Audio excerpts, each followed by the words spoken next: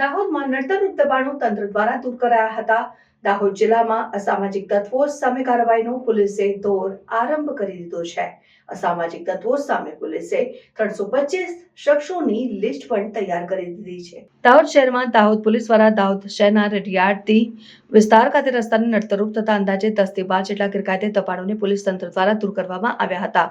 દાહોદ જિલ્લામાં અસામાજિક તત્વો સામે કાર્યવાહીનો પોલીસે દોર આરંભ કરી દીધો છે। અસામાજિક તત્વો સામે પોલીસે 325 શખ્સોની લિસ્ટ પણ તૈયાર કરી લીધી છે અને દાહોદ પોલીસ દ્વારા આવા અસામાજિક તત્વોના વિસ્તારોમાં પણ સર્ચ ઓપરેશન સહિતની કામગીરી હાથ ધરી હતી અને આવા વિસ્તારોમાં રસ્તાને નડતરરૂપ થતા ગેરકાયદે દબાણોને દૂર કરવા માટે દાહોદ જિલ્લા પોલીસ દ્વારા સૂચનાઓ આપી દીધી હતી અને દાહોદ પોલીસ દ્વારા દાહોદ શહેરના રેડિયાર્ટી રોડ ખાતે અંદાજે 10 થી 12 ગેરકાયદેસર દબાણોને દૂર કરવાની કામગીરી હાથ ધરી હતી।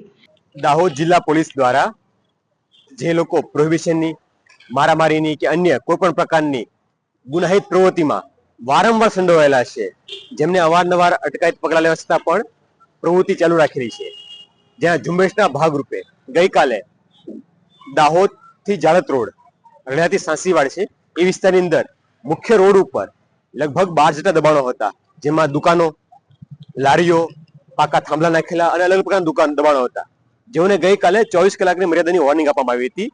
દબાણ હટાવવામાં નહીં આવે તો ભારતીય નાગરિક ન્યાય સંહિતાની કલમ 285 હેઠળ તથા અન્ય કાયદાકીય કાર્યવાહી કરવાની ચેતવણી પણ આપવામાં આવી હતી।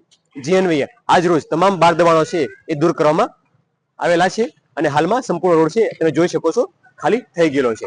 આગામી સમયમાં પણ જે લોકો પોતાની ઇલીગલ પ્રવૃત્તિઓ ચાલુ રાખશે એના ઉપર તમામ પ્રકારની કડકમાં કડક કાયદેસર કાર્યવાહી કરવામાં આવશે, જેમાં અલગ અલગ વિભાગના અધિકારીઓ, અલગ અલગ વિભાગની ટીમો પણ સાથે જોડાય અને વિસ્તારમાં સુલેહ શાંતિ બની રહે તે માટે યોગ્ય પગલાં લેવામાં આવશે।